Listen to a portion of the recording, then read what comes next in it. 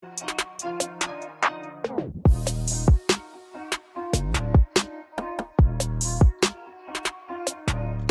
is up, basketball fans? Welcome to the NBA Outlet. I'm your host, Nick Fay. With me, as always, Kory Waldron. And back on the show, Brendan Smart. How are we doing, fellas? We're doing great. Nick, how are you guys? Doing good, Brandon. Welcome back to the pod.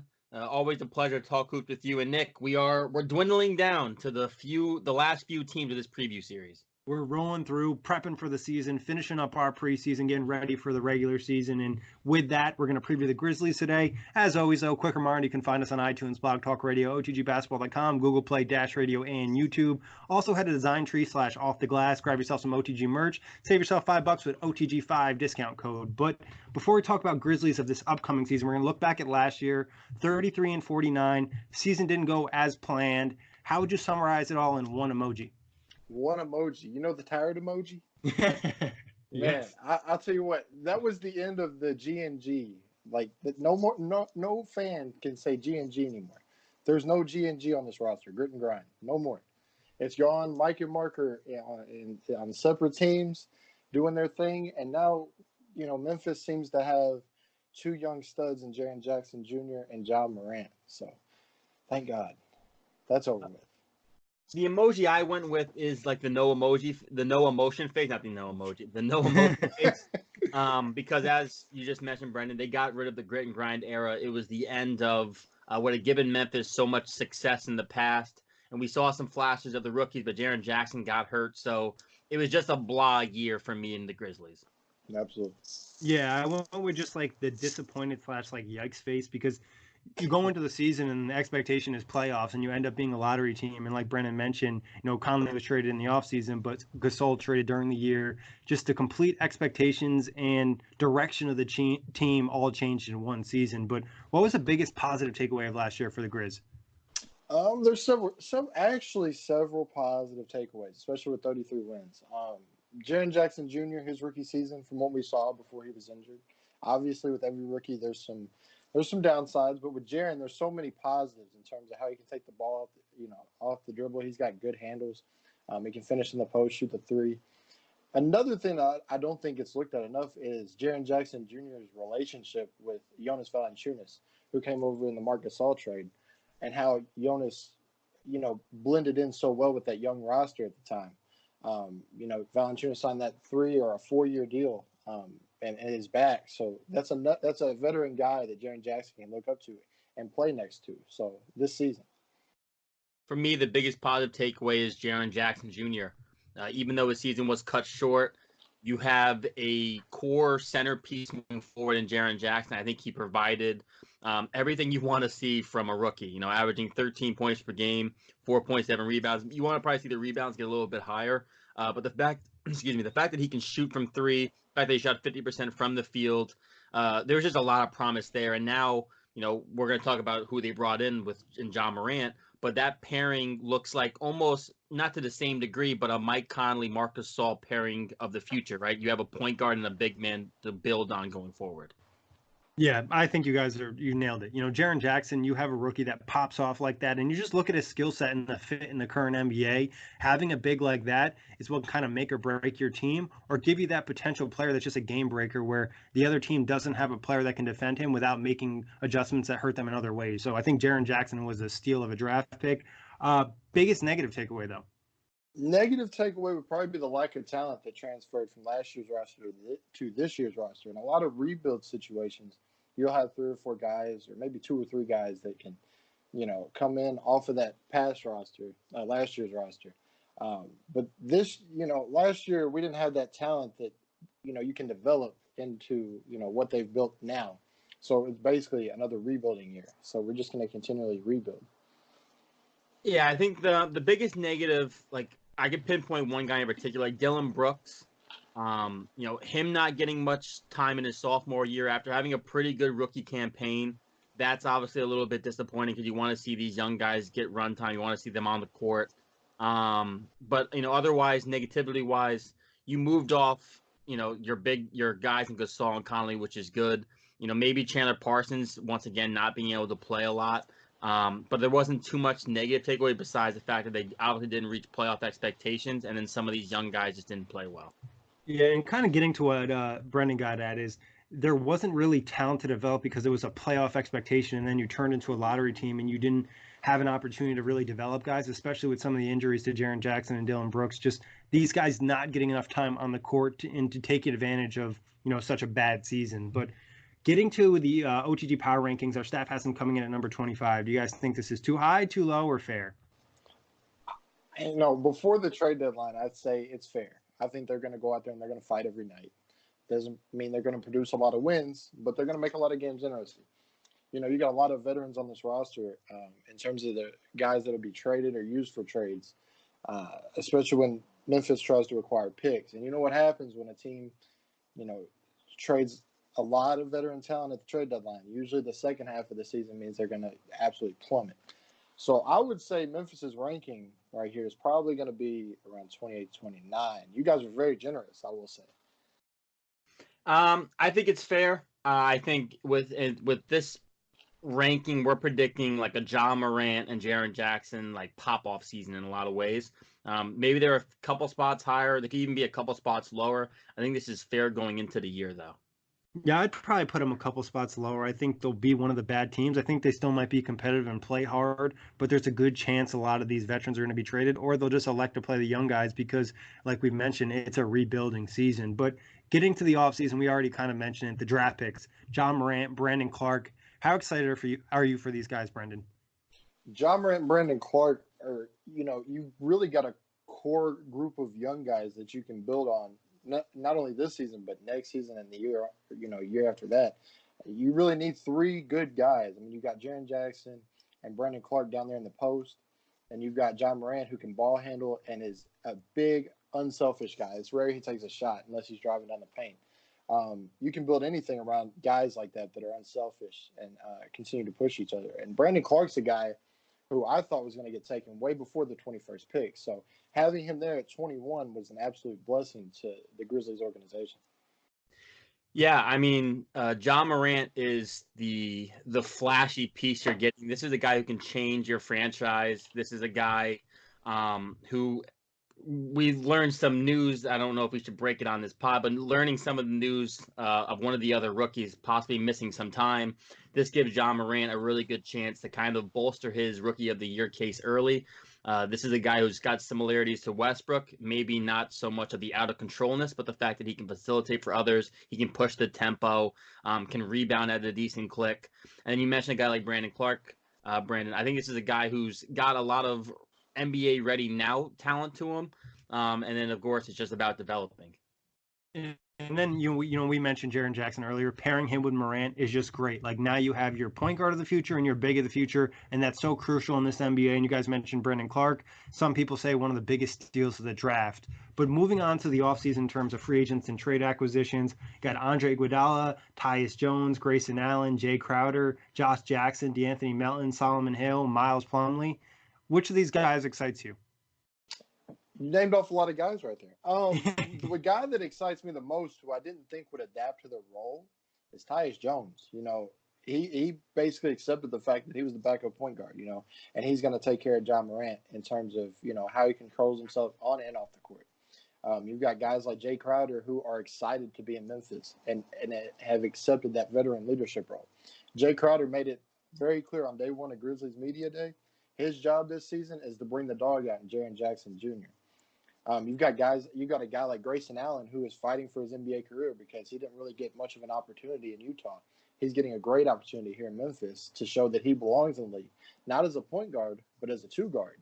So he can play both, but they recommend he play the two guard. You've got guys like DeAnthony Melton and Josh Jackson, two guys from Phoenix who are coming in and possibly making an impact. DeAnthony Melton will no doubt be in the rotation after his injury. He's out 4 to 8 weeks with a back stress injury. And you've got Josh Jackson who's going to start down the G League with the Memphis Hustle. If everything goes right for Josh Jackson, we know he's come into some things on and off the court. I think step one is accepting that and starting the season with the Hustle in the G League and working his way up from there.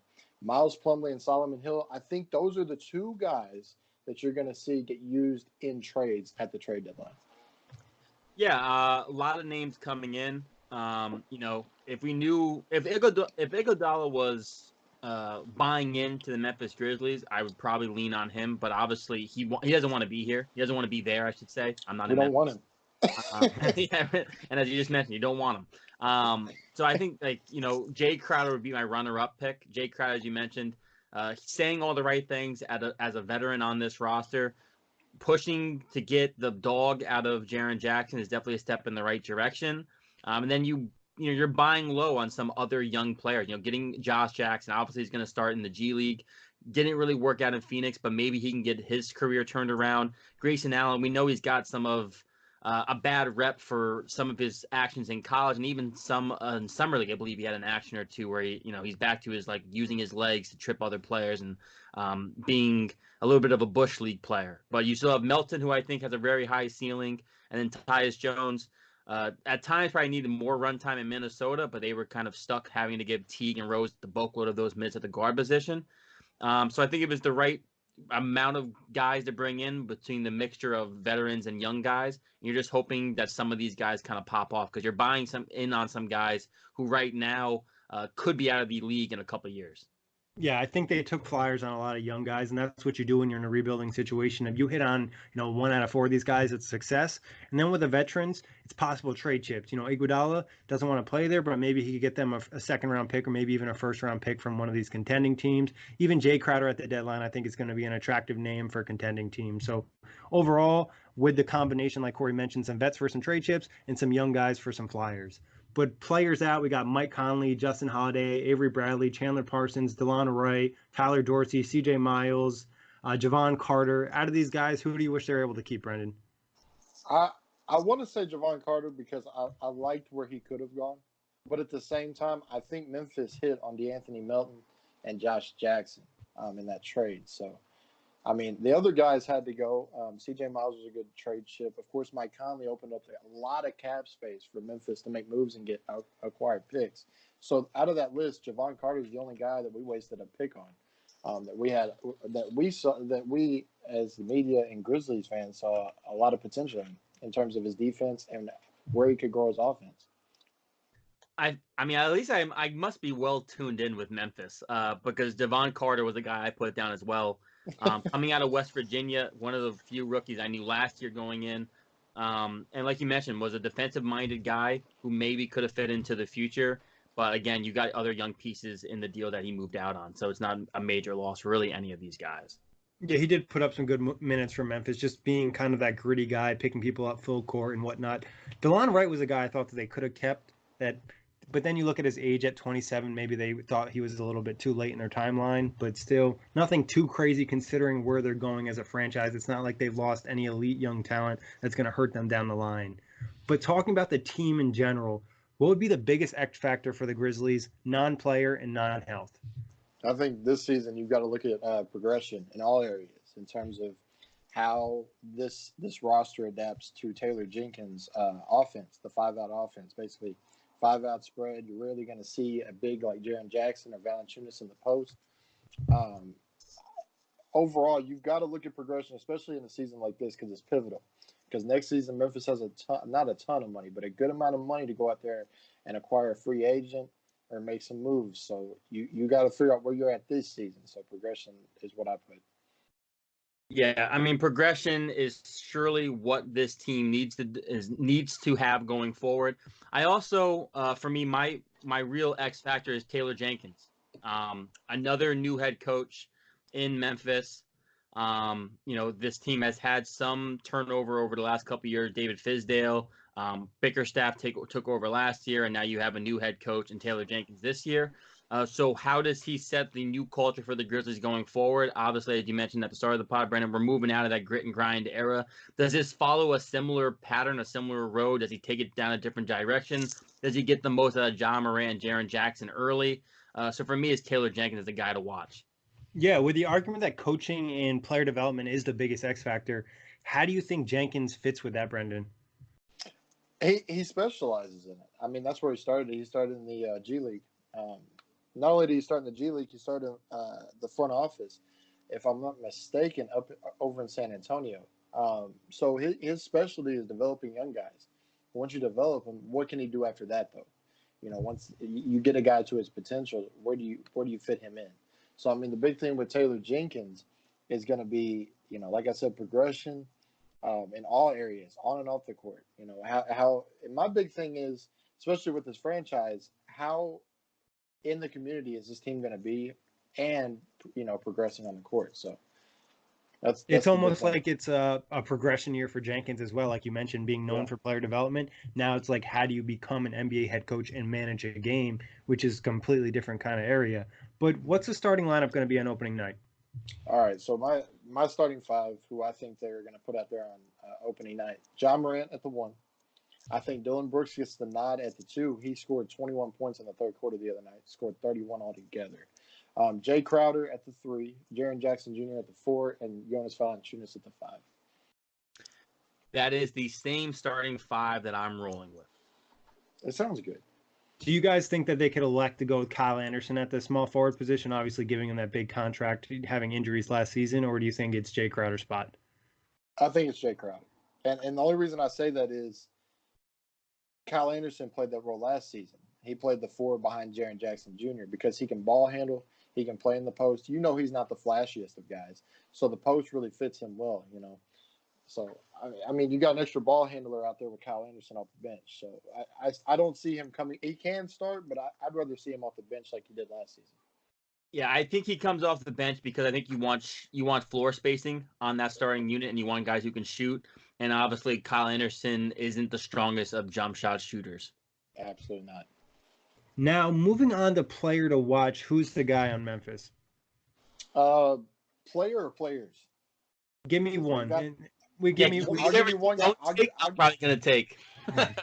I'll give you one guy, and I think this is going to be a big breakout year for him too, and I think that's Dylan Brooks. Dylan Brooks is a dog, and when you see his dog come out, it just becomes how consistent can he do it? Like the other night, I'm watching Oklahoma City and Memphis play, and he scores 21 in the third quarter. How do you space that out, though? How do you become consistent? And I think this season, Dylan has really put his mindset in how can I do this consistently? Especially if he's healthy, Dylan Brooks is a big guy to watch this season.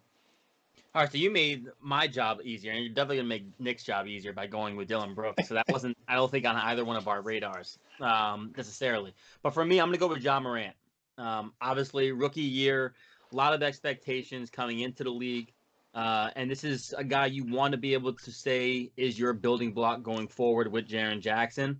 And you just want to see that progression. You want to see him coming into the league by storm. We've seen some really nice moments from him last year, obviously in college, averaging 24.5, 10 assists, 5.5 rebounds on 49, 36, 81 shooting splits is all really promising. So you just want to see this develop into the next level. You want to see him probably finish in the top 3, if not top 2, maybe even win Rookie of the Year. You want him to be in that conversation, because if he's not in that conversation, it means it's probably not going as well as it should. But for me, it's John Morant. Yeah, and like Kory said, you guys made my life really easy, and I can just go with Jaren Jackson here. Obviously, he's the player to watch because he has the potential to be the best player on this team and maybe, a number one option on a contending team if he were able to hit his ceiling with his ability at that size. So it'll be really interesting, especially in a year where there isn't the veterans to support him necessarily in terms of a Gasol or a Conley. Yeah, they'll have Crowder and possibly Valanciunas as 2 guys that can support him, but it's not the same because you're looking at Jackson to be that best player, and it's a major stride for him this year. But what's worst case scenario for the team? Worst case scenario for this team would be a broken offense all season. I mean, an offense with no direction. Defense is what Jenkins specializes in, but you get that Mike Budenholzer offense. If you get it straightened out and everything, but if you don't, I mean, you're lacking progression, you're lacking confidence, and a lot of things in year one. And everybody knows this. Year one of your first year coaching is the most pivotal year of your career.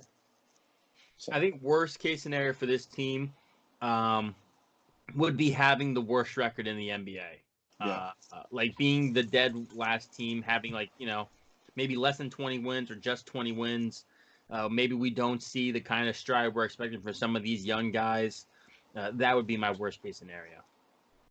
See, I'm not really that concerned with their record. I'm more concerned with just the development of the young players because if they do trade some of these vets and get picks in here, the team's going to be bad. They might be able to be somewhat competitive, but when you have so many young players and you're depending on them to play big roles, having a bad record seems kind of likely. So my worst case would just be no growth from the young guys and maybe injuries that kind of hinder them from improving, kind of what we saw for some of the players last year. But on a positive note, best case scenario. Best case scenario, Memphis wins 33 games. And I think that's honestly somewhere they'll hover around 28 to 33 wins. Best case scenario. John Morant wins Rookie of the Year, and Jenkins implements his fast-paced offense sooner than expected. When I say sooner than expected, I want to see it like 25 to 30 games into the season. You know, where everybody kind of looks like every time they come down the floor, they know where everybody needs to be. A solid rotation. That's going to be best case scenario. A solid rotation in the first 10 games, so you know who's going to play night in and night out. And that's really it. I mean, it's a rebuilding season, so progression and just staying true. So Yeah, for me, best case scenario would be somewhere in the upper 20s for wins or lower 30s in wins. But with that said, you also are able to move some of these vets for more assets while you're seeing your young guys have a very good year. I agree. I think it would just be about the young players taking that jump forward. And now it's like, okay, we have our cornerstones in Morant and Jackson. And then maybe you get lucky in the lottery and land the number one pick. Like I said, I don't think record really matters. Jenkins, puts a system in, looks competitive. You see the stepping stones there to take the next step the following season. But again, it's really the first year of the rebuild. So I don't even think a best case scenario can be that high for you. But what's actual predictions? I'd say a bottom three team in the NBA in terms of just overall team offense and defense. I mean, because you're just young, you're going to have your inconsistencies. I wouldn't say, it's going to be a completely down season because you've got a ton of talent that you're growing to put something together next season. I think next season they'll work towards something greater. But this season it's going to be more of how, like we talked about earlier, what is Jenkins' identity in terms of how does he want them to play? And how do John Morant, Jaren Jackson, and Brandon Clark, how do those guys progress in year one and translate that into year two? So I'm not like Nick said. I mean, records are one thing, but overall, where we started the season and how we're going to finish is where I'm looking at. Yeah, my actual prediction is 25 win for the Grizzlies. I think that puts them in the bottom three teams in the NBA. I think we see some progression from these young guys. I think we see a couple guys get traded. But again, you're not expecting a high win total at this point in time if you're a Memphis Grizzlies fan. Yeah, I went with 24 wins, last in the division. And I think John Morant will finish, top 3 in Rookie of the Year. I don't know if he'll win it. We have, Kory and I haven't given our predictions on awards yet, but I definitely think he'll be in the mentions, especially because his usage will be really high, I think, and they'll give him the ball and kind of let him do his thing. It'll be up to him to kind of win the award.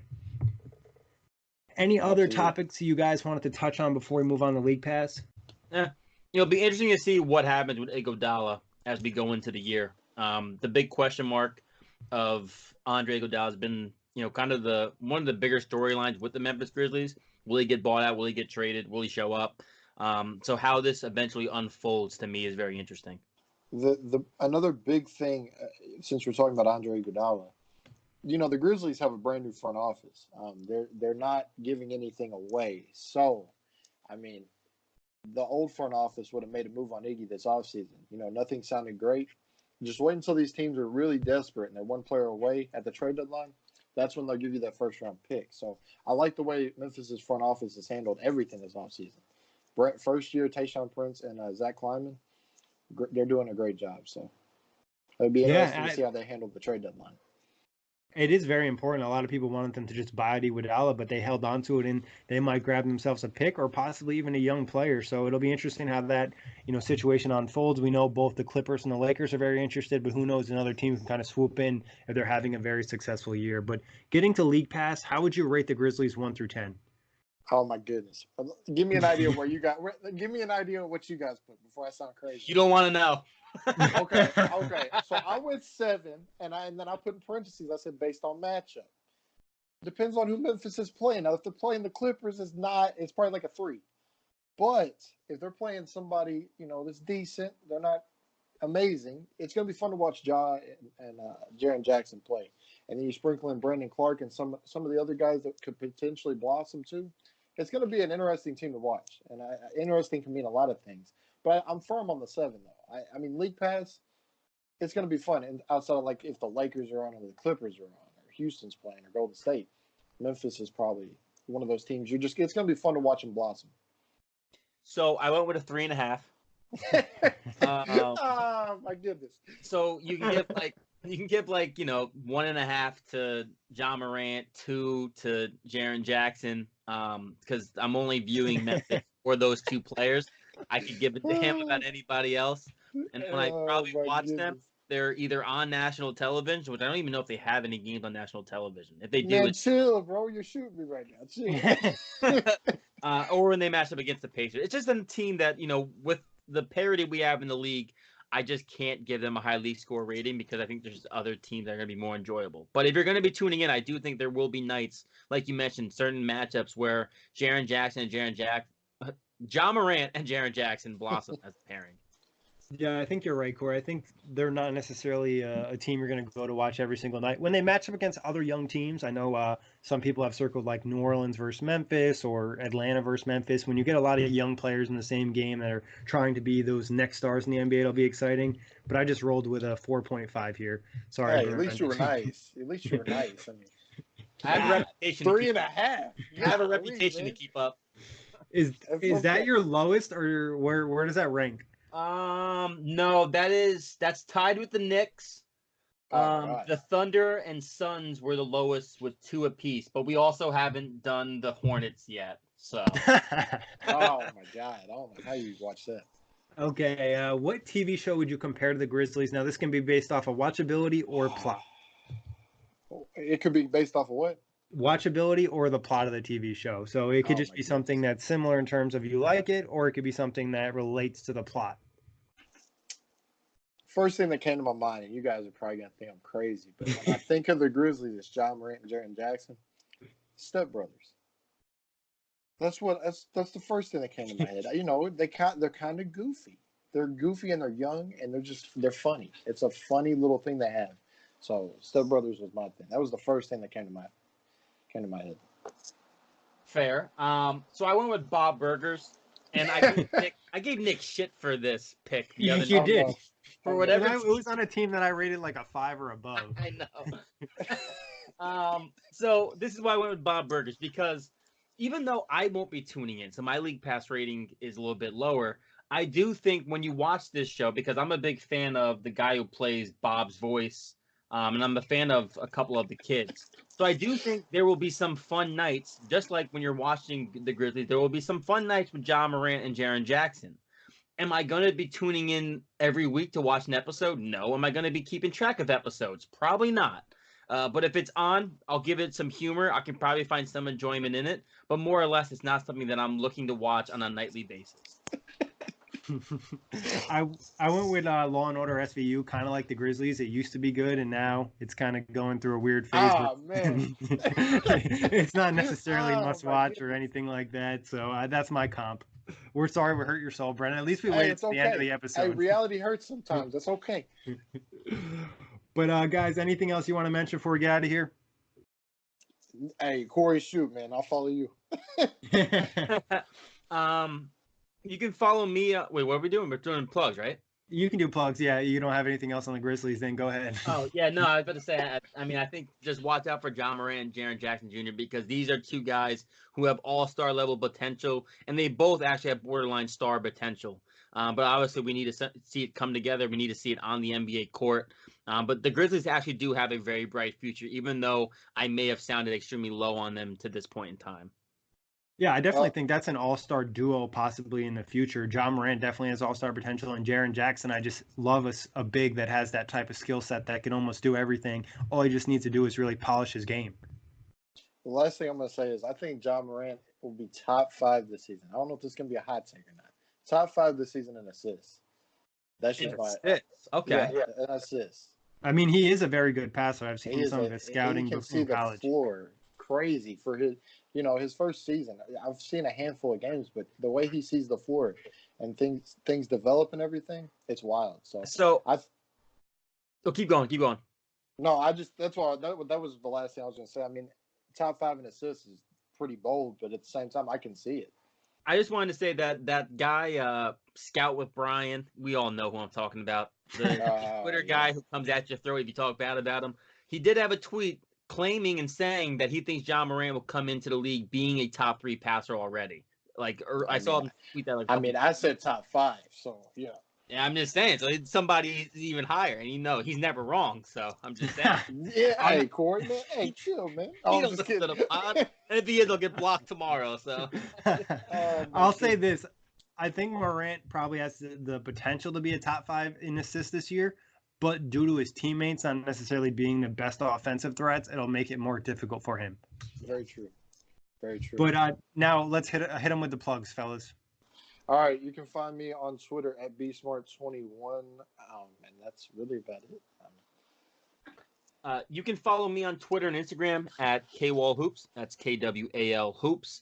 You can also follow my podcast, Full Access Hoops, which is a proud part of the OTG Basketball Podcast Network. And if you want to follow Off the Glass, at OTG Basketball, OTGBasketball.com is our website. And obviously, you can find the show on iTunes, Blog Talk Radio, Dash Radio, and YouTube. Peace out, Knuckleheads. Peace out.